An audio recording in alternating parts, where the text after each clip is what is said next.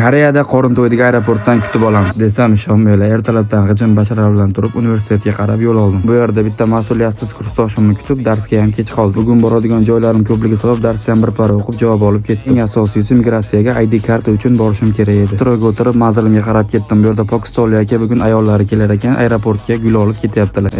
Bunaqalarni ko'rsam yolg'izligim esimga tushib ketadi.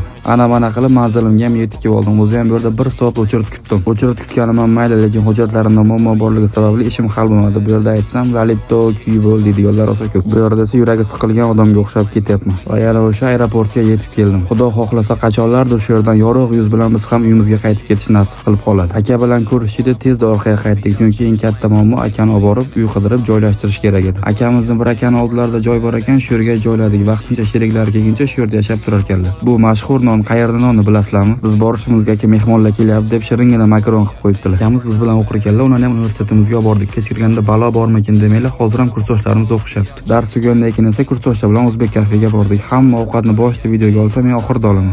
Oxirigacha ko'rib tugatib, endi like bosarsiz. Koreyada magistr hayot qiziq bo'lsa, obuna bo'lishni unutmang.